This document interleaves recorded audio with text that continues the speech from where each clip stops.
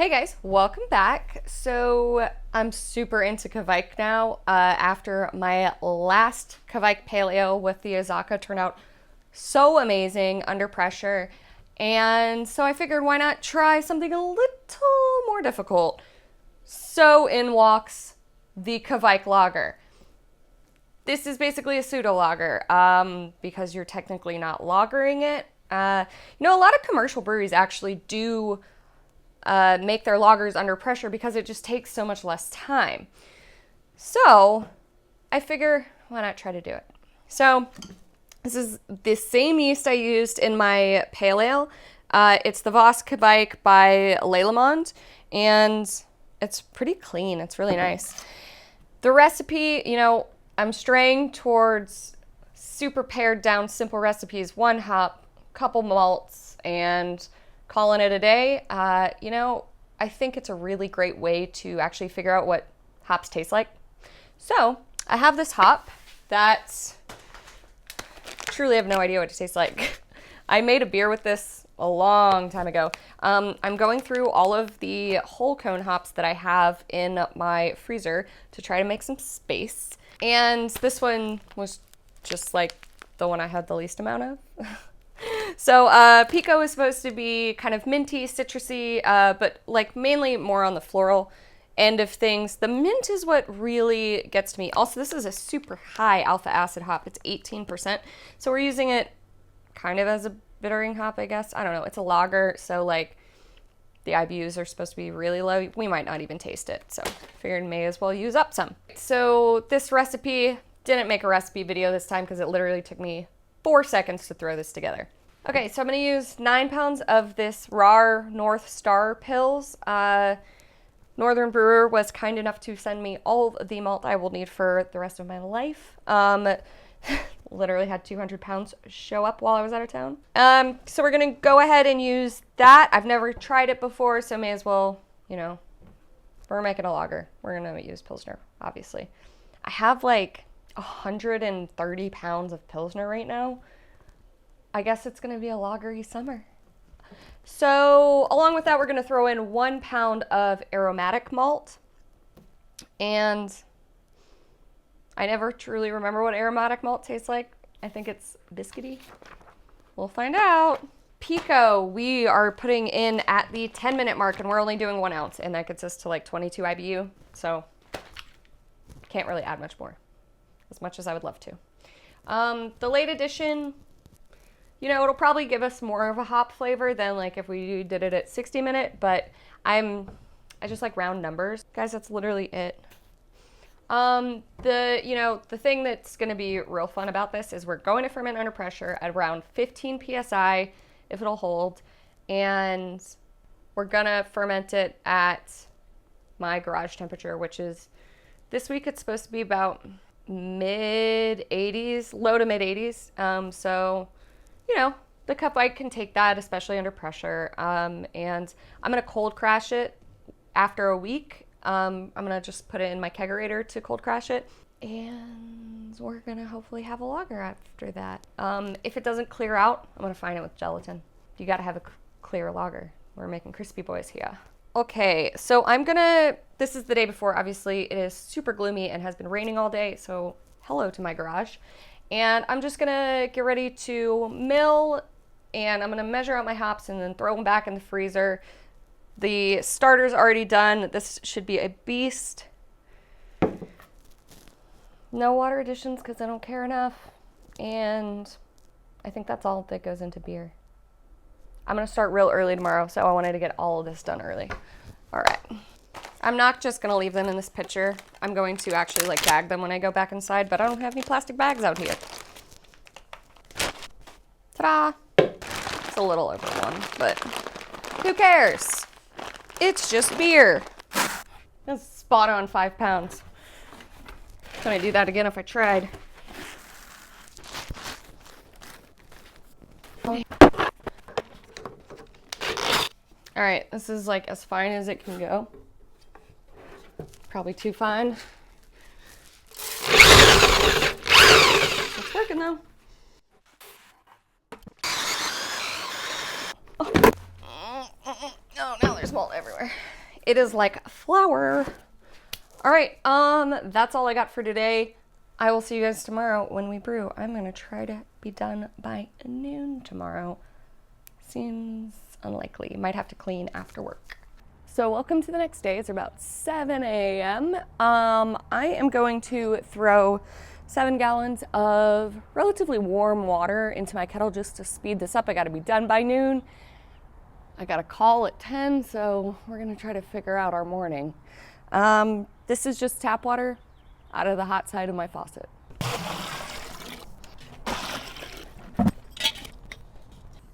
So my thermometer is reading 100, a little less than 40 Celsius. I think that's wrong. I think it's a lot hotter than that. And I was right, 132. All right, that's close enough. Now my thermometer is very wonky. There we go. All right, so we're gonna mash in at 155. So we only got like 20 degrees to go. Alrighty, this is at 155-ish, which is just under 70 Celsius. So it's time to mash in. So this is my 9 pounds of the Star Pills and North Star Pills. Still are fancy pills. And 1 pound of Aromatic malt.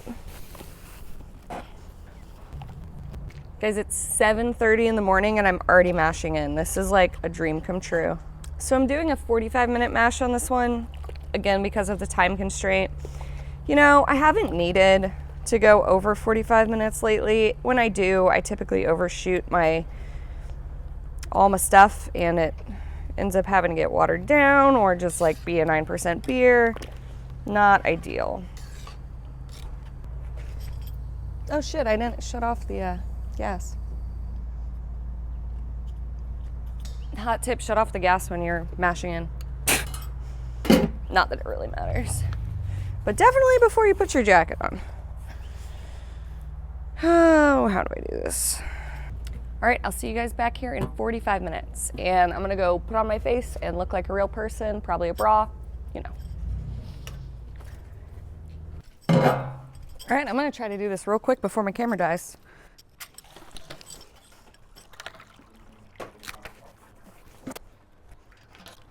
All right, can't quite get in there. This says it's a little under 40, but that thermometer is unreliable. Let's see what's in here. Looked like it stayed around 153, which is good. I'm gonna just let this keep draining and I'm gonna take my pre-boil, which I learned some people don't do. I always take a pre-boil. Then again, some people don't use a simple refractometer, so it's a little easier when you got a very simple piece of equipment.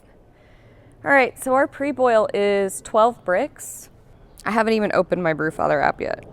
By the way, you can get all of the equipment in the description. You guys ask me what I'm using a lot, so it's all down there, and the recipe, and everything you could possibly want. Just hit show more or whatever it is on YouTube. I have no idea. All right, so that means our gravity is 1.05 now, which seems high, of course. You know, I even bumped my efficiency. I don't know. So our pre-boil is supposed to be 1.047, and our original gravity is supposed to be 1.052, so we really don't have far to go.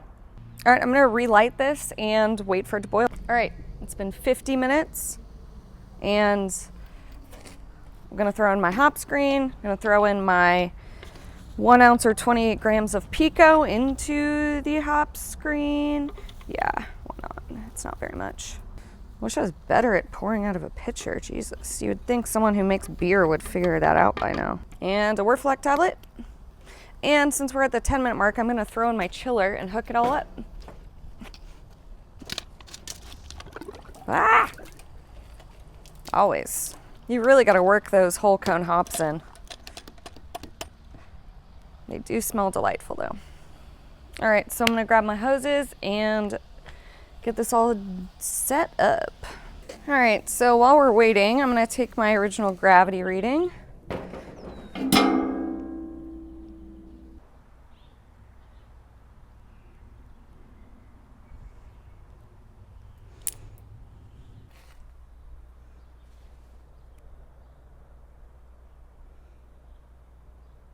That's not right.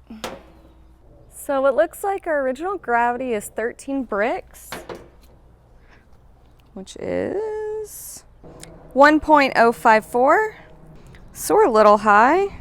Estimated ABV is 5.4%. And we've got about, where's my markings? It's probably gonna be like right at 5.5 once we get the chiller out of there. Gallons. Alrighty, so now it is time to transfer. We're a little bit below 80 degrees. Sanitize the crap out of this hose. I should also sanitize this valve, even though it was just boiling.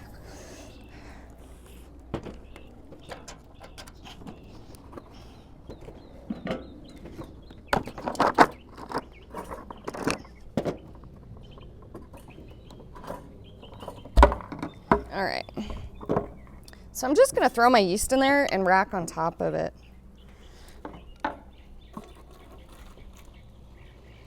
And this is the Lallemand Voss Kveik, and my stir plate magnet just went in there. So that's why you buy 8 at a time, which I just got a stir plate and I knew this was gonna happen and I still did it. All right, anyway, let's throw some beer in there. Wort, I guess, it's not actually beer yet.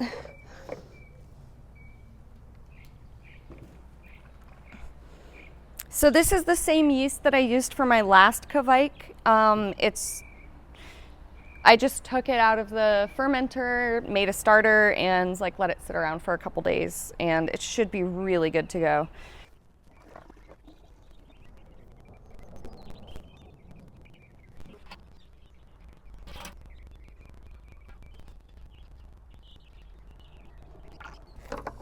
I'm gonna seal this up, and we're actually going to pre-pressurize this.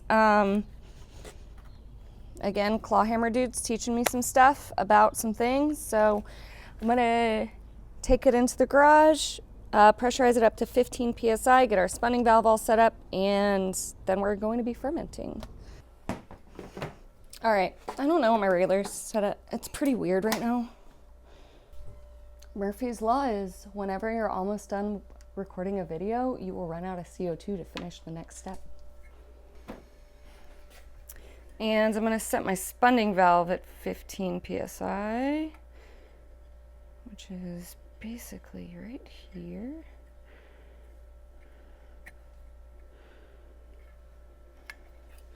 All right, let's see if this works.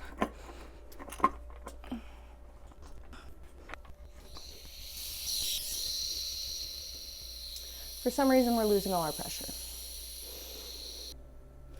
So I've heard spunning valves were a bit of a problem, but I never experienced it because I just was throwing it on and didn't really know what pressure it should be at because it was the yeast doing the pressurizing.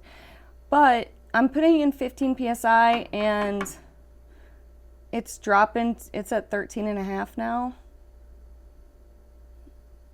And it's still going, and this is even closed more than 15. I have no friggin' clue what's going on. Like, this is 15 and it's dropping like a lot. So if you close it all the way, obviously nothing escapes, but all right, I'm gonna put it back to 15 and see if I can get it to stay.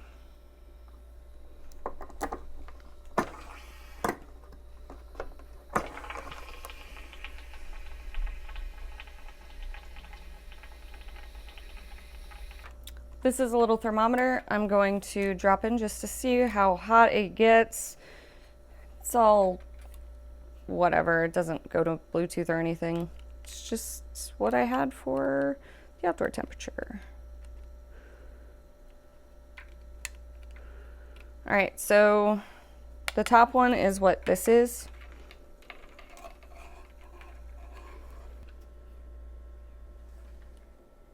Sounds like it's finally stopping and it's at 13. It pretty much stayed at 13 whenever I would check it. So I don't know if this thing is like not meant to hold 15, but it's definitely got 15 as a setting. It is 72 degrees in the beer.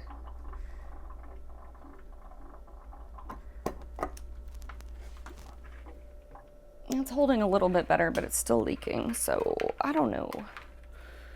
We're just gonna call it a day. We wanna pressurize this before the yeast start working because we want it to be extra super clean tasting. And the more pressure, the cleaner it'll taste. And with this Voss Kveik strain and like that intense of a starter, it's gonna be real active yeast. And honestly, it'll probably be fermenting by this afternoon. Well, thanks for watching again. I hope this like Kveik and temperature unregulation and pressurization is inspiring some of you guys to get on the pressure train, because it really changes it. And it's been like up to 90 degrees in this garage. So if I can brew at 95 degrees in summer in Los Angeles, anyone can do it. Just get yourself a spunning valve that works, maybe. It's holding above 14. I'm gonna call it good. Let's see if I can get this guy up.